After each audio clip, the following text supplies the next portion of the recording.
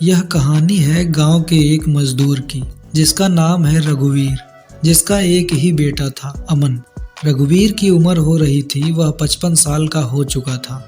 वह हर सुबह उठकर मंदिर जाता और भगवान से एक ही प्रार्थना करता था, मेरे बेटे का भविष्य मेरे से बेहतर हो। इस कहानी में आपको पता चलेगा कि कैसे एक बाप अपने बेटे के लिए कठिन से कठिन परिस्थिति का मजबूती से डट कर सामना करता है। अमन शहर में इंजीनियरिंग पढ़ रहा था। वो स्मार्ट था, उसके सपने बड़े थे, पर शहर में कंपटीशन ज़्यादा, पैसा कम और प्रेशर बहुत था।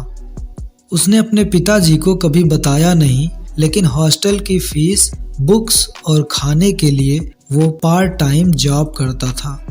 पर जब भी पिताजी से फ़ोन पे बात करता तो एक ही लाइन बोलता, पापा सब ठीक चल रहा है। गांव में रघुवीर अपने बेटे की सफलता का सपना देख रहा था और शहर में अमन अपनी ज़िंदगी चलाने के लिए थक चुका था।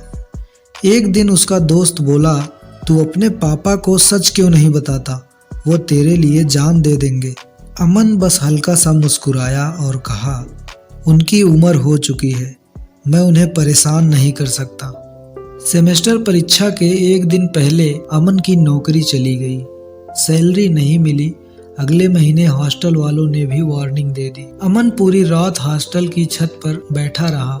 उसकी आंखों में आंसू और हाथ में पापा की फोटो देखकर वो बोला, पापा आपने मुझे कभी गिरने नहीं दिया, पर आज मैं सच में अकेला हूँ। सुबह 4 बजे अमन ने हिम्मत करके पापा को फ़ोन लगाया।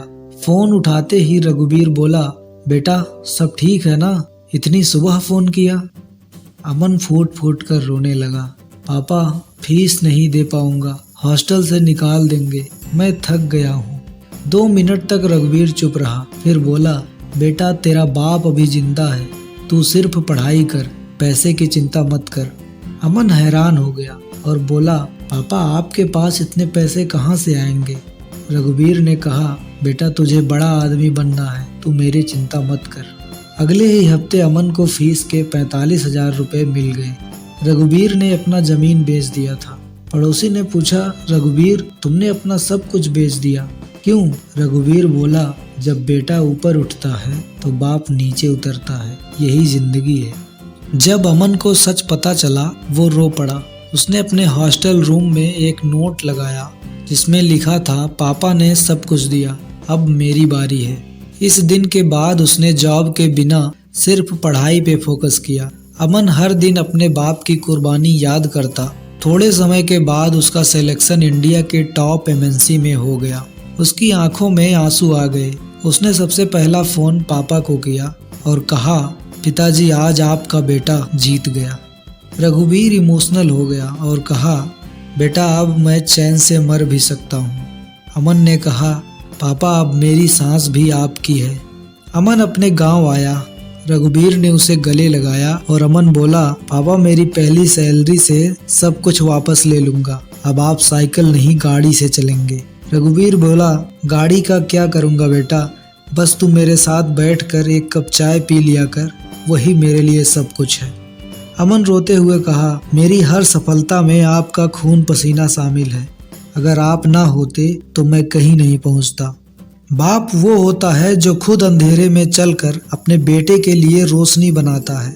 आज आप अपने पिताजी के कदमों को चूमकर शुक्रिया कहना मत भूलना, क्योंकि अगर आपका बाप आपके साथ है तो आप दुनिया जीत सकते हैं।